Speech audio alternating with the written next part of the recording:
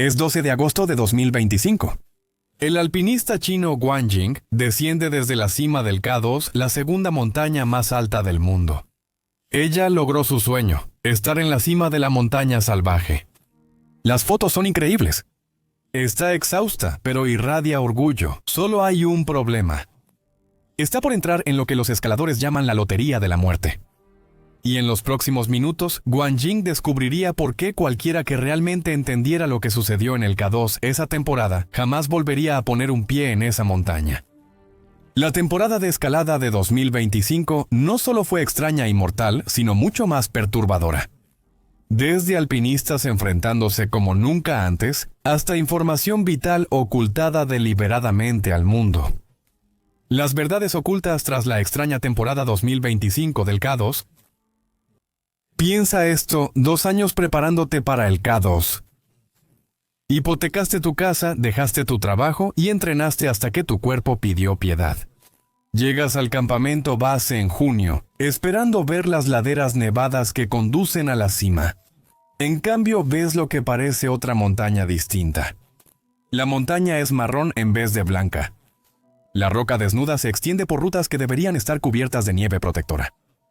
Donde mires, verás piedras sueltas listas para soltarse y rodar cuesta abajo sin previo aviso. Los guías Sherpa, con 30 años escalando el K2, caminan por el campamento base con expresiones nunca vistas. No es nerviosismo, no es la tensión habitual antes de la escalada, sino miedo. Los primeros informes que llegaban de los exploradores y escaladores eran escalofriantes. De hecho, uno decía lo siguiente: las condiciones son horribles debajo del campamento 1. No hay nieve en el campamento. Los guías y quienes ponen las cuerdas dicen que es lo más peligroso que han visto. Les preocupa el K2. Cuando los guías Sherpa, que han vivido siempre en las montañas más peligrosas, dicen que nunca vieron algo tan grave, sabes que ya no enfrentas condiciones normales de escalada. Esto fue lo que pasó. La cordillera del Karakorum sufría su peor sequía en décadas. La primavera de 2025 casi no trajo nevadas a la región, y luego llegaron temperaturas récord, 115 grados Fahrenheit en zonas que deberían haber sido frescas y montañosas. La combinación fue devastadora.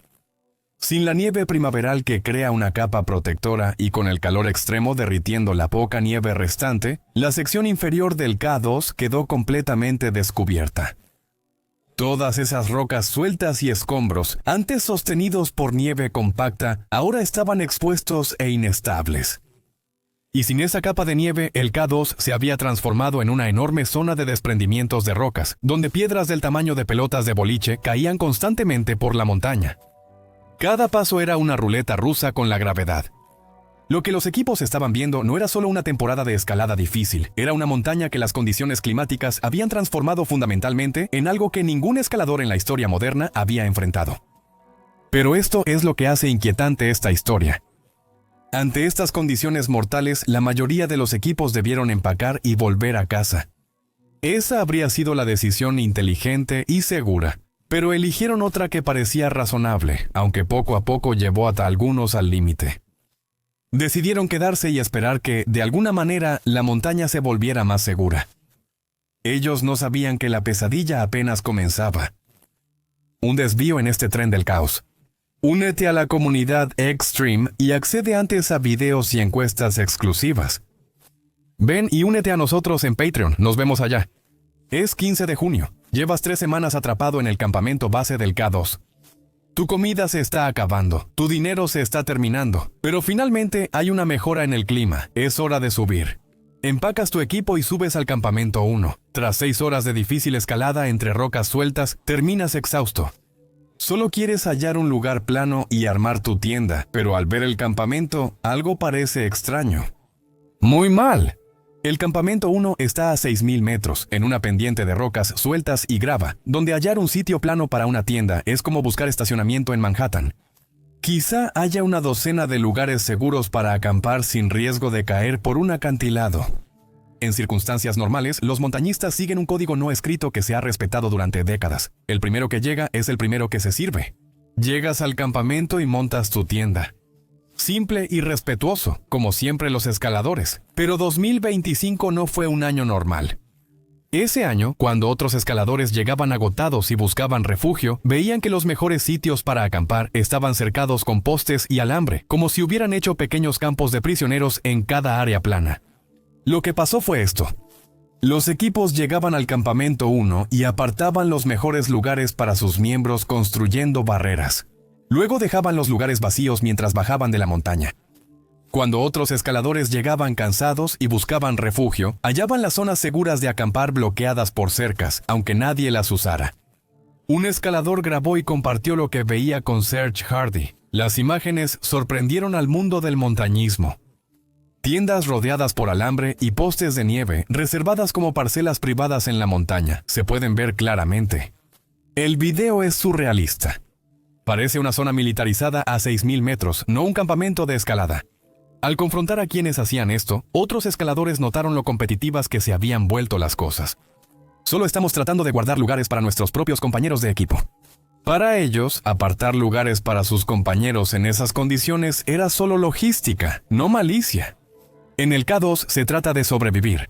Hay espacios limitados, así que quien llegue primero al campamento puede poner su tienda primero. En apariencia suena razonable, así ha sido la escalada, pero había un gran problema con esa explicación. Estos equipos no solo ponían sus tiendas primero. Estaban reclamando varios lugares y defendiéndolos con barreras físicas, incluso cuando los dueños no estaban cerca del campamento, mientras impedían que los escaladores que sí estaban ahí y necesitaban refugio usaran los espacios vacíos. Es como llegar a un estacionamiento, poner conos alrededor de 5 lugares vacíos y luego irte, dejando todos esos espacios sin usar, mientras otras personas dan vueltas buscando dónde estacionarse. Excepto que en este caso, si no puedes encontrar un lugar para tu tienda en K2, literalmente podrías morir. Un alpinista experimentó algo que muestra lo retorcido que se había vuelto todo. Salió del campamento 1 y descendió para aclimatarse. Al regresar, vio barreras de alambre alrededor de su tienda. Mientras él no estaba, alguien cercó su campamento. Reflexiona sobre esto. A 6.000 metros de altura, en uno de los lugares más peligrosos del mundo, los escaladores usaban tiempo y energía en construir barreras para alejar a otros del refugio. Y no eran simplemente escaladores al azar tomando malas decisiones. Estas eran compañías profesionales de expedición con años de experiencia, que conscientemente creaban un sistema que ponía a los escaladores en gran riesgo. Pero las guerras de tiendas eran solo el principio, porque lo que estaba pasando con la comunicación en la montaña era aún más inquietante. Porque mientras los equipos literalmente construían barreras para mantenerse alejados unos de otros del refugio, algo aún más peligroso sucedía en las sombras. Algo que decidiría quién viviría o moriría en K2 esa temporada. La información desaparecía, y no hablo de equipos guardando estrategias para la cumbre, sino de una ruptura total en el intercambio de información crítica de seguridad.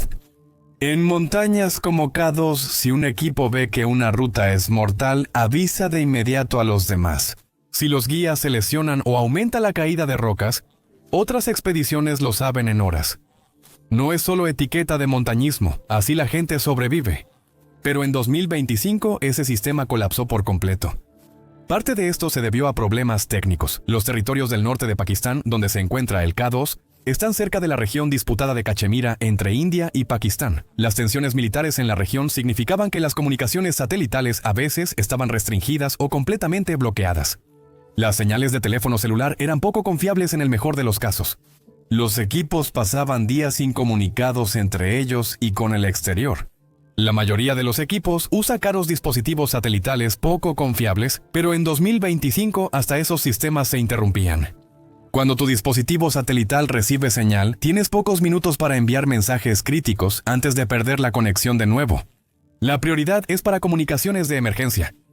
Compartir información rutinaria de seguridad, ese lujo ya desaparecía. Pero aquí es donde esta falla técnica se volvió más siniestra. Las expediciones al K2 no son baratas. Un permiso de escalada cuesta miles de dólares. Sumando guías, equipo, comida y logística. La mayoría de los equipos invierte entre $50,000 y $100,000 o más. Para muchos escaladores, esto representa años de ahorros, segundas hipotecas o dinero prestado que no pueden permitirse perder. Cuando has invertido tanto en una sola expedición y estás compitiendo con otros equipos por las mismas ventanas de buen clima y oportunidades de llegar a la cima, compartir información que podría ayudar a tus competidores empieza a sentirse como regalar una ventaja competitiva. En el vacío de comunicación, algunos equipos tomaron decisiones calculadas. Incluso cuando podían enviar mensajes, empezaron deliberadamente a retener información que podría salvar la vida de otras personas. Al herirse guías Sherpa experimentados, algunas empresas dejaron de informarlo públicamente. No querían alarmar a sus clientes ni informar a sus competidores sobre rutas más peligrosas. Cuando los equipos descubrieron que ciertas secciones de la montaña se habían vuelto significativamente más difíciles debido a las condiciones de sequía, se guardaron ese conocimiento para sí mismos. Incluso los pronósticos meteorológicos básicos se trataban como secretos comerciales. El alpinista polaco Łukasz Supragon estuvo en la montaña esa temporada y lo que vio debió ser una advertencia para todos. Él dijo: "Los líderes ocultan sus planes, esa cooperación no existe". Mientras las semanas pasaban, los suministros y la paciencia se agotaban, y el secretismo estaba por volverse mortal. Para julio, la situación en K2 era desesperada. Los equipos esperaron en el campamento base más de 5 semanas. Los suministros se estaban agotando. La motivación se estaba quebrando. La corriente en chorro, una banda de vientos de gran altitud en el Himalaya, se había estacionado sobre el K2, imposibilitando alcanzar la cima. Tras 5 semanas enfrentando una montaña letal, los equipos comenzaron a quebrarse. Madison Mountaineering, uno de los servicios de guías estadounidenses más respetados, fue el primero en tomar la decisión. Terry Sylvester, el guía principal, notó la caída de rocas y la falta de comunicación, expresando lo que muchos temían admitir. Esto ya no es escalar, es suicidio. Empacaron y se fueron. Mountain Professionals, otra compañía experimentada, hizo lo mismo. Incluso Mingma David Sherpa, quien tenía el récord de más ascensos al K2, decidió que la montaña era demasiado peligrosa y abandonó su expedición. Uno por uno comenzó el éxodo. Equipos que habían pasado años planeando y ahorrando para este momento, estaban alejándose de sus sueños. Para la primera semana de agosto, más de la mitad de los alpinistas abandonaron y emprendieron el regreso a casa. Pero algunos equipos se quedaron, y el 5 de agosto, cuando meteorólogos pronosticaron una breve oportunidad, esos equipos tomaron una decisión que los perseguiría siempre. Decidieron hacer un último y desesperado intento de llegar a la cima. El plan parecía simple, pero daba miedo hacerlo. Escalarían la zona de la muerte en la noche más fría, cuando las rocas solían estar congeladas. Recuerden, las partes bajas de la montaña seguían sin nieve, lo que causaba caída constante de rocas, y la zona de la muerte siempre es mortal. Tras semanas de espera se quedaron sin tiempo ni opciones.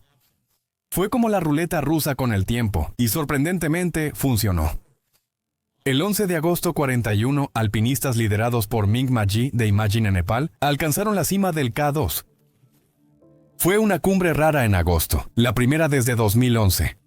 Entre ellos hubo logros increíbles. Mingma Ji igualó el récord mundial con su 6ª cumbre en el K2.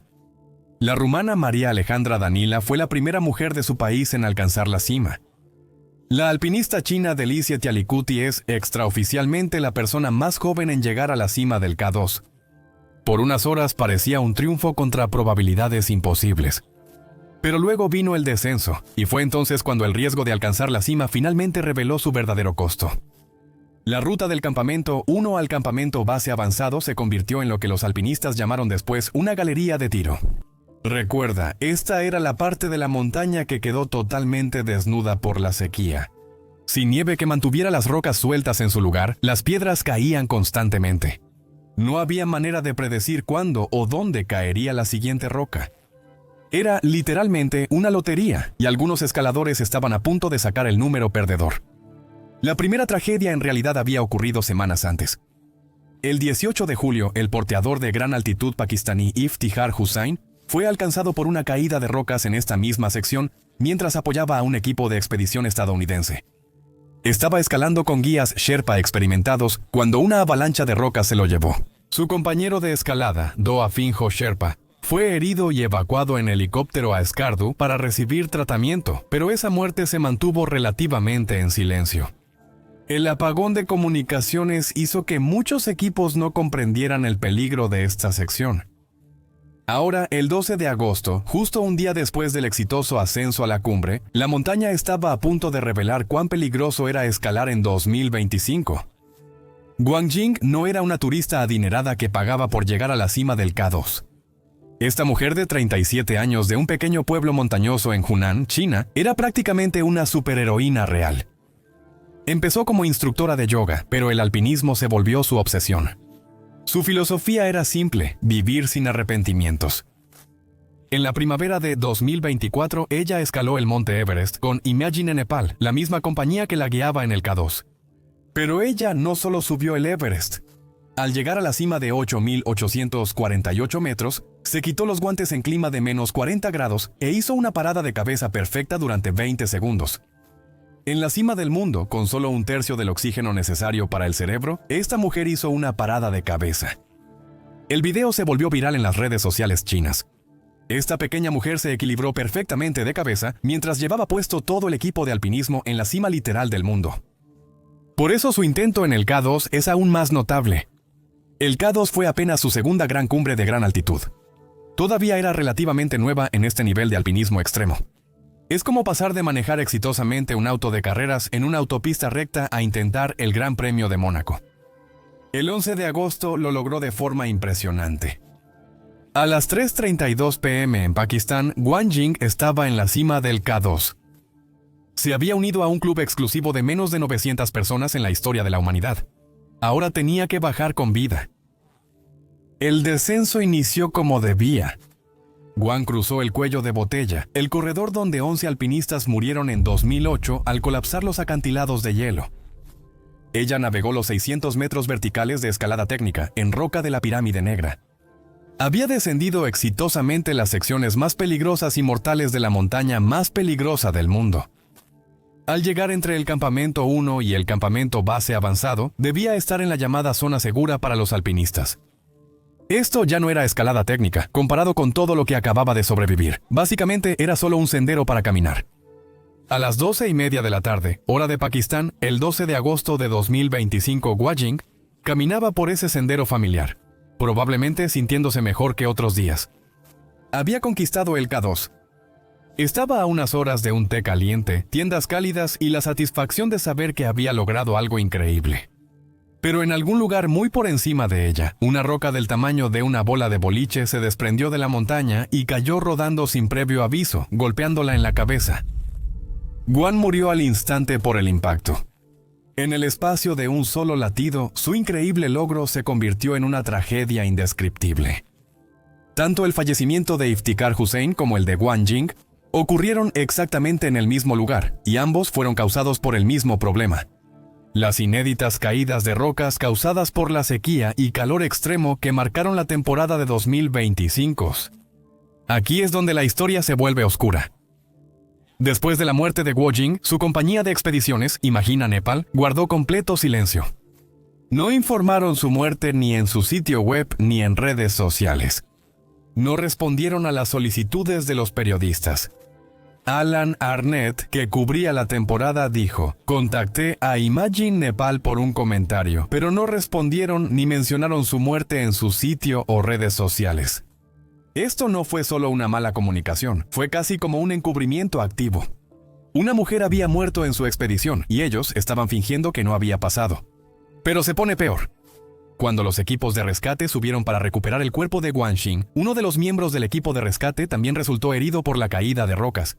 La montaña era tan peligrosa que incluso las operaciones de rescate ponían más vidas en riesgo. Mientras tanto, las compañías de alpinismo en la montaña intentaban manipular la narrativa. A pesar de las muertes, las condiciones extremas y la caída de rocas casi constante, estaban promoviendo sus cumbres exitosas como triunfos de la determinación humana. Ming Maji, líder del último intento de cumbre, era celebrado por alcanzar su sexta cima en el K2, igualando el récord. Los medios destacaban logros y minimizaban bajas. Pero tras bambalinas surgían preguntas serias. ¿Cómo se había permitido que las condiciones se volvieran tan peligrosas?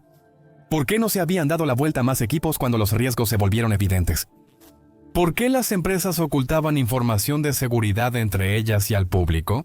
La temporada de K2 de 2025 expuso la fea verdad sobre en qué se había convertido el montañismo comercial. Las empresas permitían que los alpinistas asumieran riesgos innecesarios, en lugar de compartir información que pudiera perjudicar su negocio. Antepusieron su reputación a las vidas humanas, y cuando alguien salía herido, lo consideraban solo otra baja aceptable al escalar la montaña más peligrosa del mundo. El K2 siempre ha sido mortal, eso no es nada nuevo. La montaña salvaje se ganó su reputación mucho antes de 2025, pero las muertes de Iftikhar Hussain y Guanjing no fueron solo el costo habitual de la montaña. Las condiciones de sequía, los apagones de comunicación, las guerras de tiendas, el acaparamiento de información de seguridad, todas estas fallas humanas habían convertido una montaña ya peligrosa en algo mucho más letal de lo que necesitaba ser. Pero ¿sabes qué? También hubo héroes en esta historia. Héroes reales que prefirieron integridad y seguridad antes que gloria y cumbres. Terry Sylvester, guía principal de Madison Mountaineering, decidió terminar la expedición tras llegar al campamento 1. Aunque Ryan Mitchell, un escalador famoso en redes sociales, estaba en su equipo, Sylvester vio las condiciones de caída de rocas y dijo que era demasiado peligroso. Ryan Mitchell estaba devastado tras años preparándose para el K2. Mostró todo su viaje en redes sociales. Sus seguidores esperaban que llegara a la cima, pero Sylvester eligió la vida de su cliente por encima de su reputación y regresaron a casa. Otros héroes surgieron durante las operaciones de rescate. Cuando el alpinista polaco Waldemar Kowalewski se rompió la pierna a 6.500 metros en Broad Peak, 3 sherpas nepaleses se ofrecieron como voluntarios para un rescate muy peligroso. Escalaron sin aclimatarse para salvar a un desconocido, poniendo en riesgo su seguridad. Y también hubo héroes en la comunidad médica. La alpinista pakistaní Nijala colaboró con el gobierno para instalar centros médicos semipermanentes cerca del campamento base del K2. Estos campamentos brindaban atención médica gratuita a porteadores y alpinistas, probablemente salvando vidas en las expediciones. El gobierno de Pakistán también hizo reformas importantes. El costo de los rescates en helicóptero bajó de $26,000 a menos de $10,000, facilitando las evacuaciones de emergencia. Se implementaron políticas que exigían un solo helicóptero para rescates, agilizando el proceso. Pero tal vez la mayor heroína fue la montaña. El K2 había revelado la verdad sobre lo que sucede cuando las presiones comerciales superan las consideraciones de seguridad. Cuando competir importa más que cooperar. Cuando la fiebre de la cumbre nubla el juicio y hace que la gente arriesgue todo por una foto en la cima. La temporada 2025 del K2 concluyó con 41 cumbres y 2 muertes, una tasa de mortalidad cercana al 5%. Para ponerlo en perspectiva, eso es casi 5 veces más alto que la tasa de mortalidad del Everest. Más importante aún, expuso problemas fundamentales en la forma en que el montañismo comercial opera en los picos más peligrosos del mundo. La naturaleza secreta de la temporada, la falta de intercambio de información y la disposición de algunas compañías a continuar operando en condiciones claramente peligrosas plantean serias dudas sobre las prioridades de la industria. Tras el fin de la temporada, se han pedido reformas, mejores requisitos de comunicación, intercambio obligatorio de información de seguridad y mayor supervisión gubernamental a las compañías de expedición. Algunos incluso han sugerido que las ascensiones deberían cancelarse automáticamente cuando las condiciones alcancen ciertos umbrales de peligro, porque la cima siempre estará ahí, pero las personas que intentan alcanzarla no lo estarán, a menos que empecemos a poner su seguridad en primer lugar. Algunas historias están escritas en la nieve y el hielo, pero las lecciones de la extraña temporada 2025 del K2 están escritas en algo mucho más permanente, los recuerdos de las personas que la vivieron y el legado de quienes no lograron regresar a casa. Gracias por ver, nos vemos en el próximo. Sea audaz y valiente.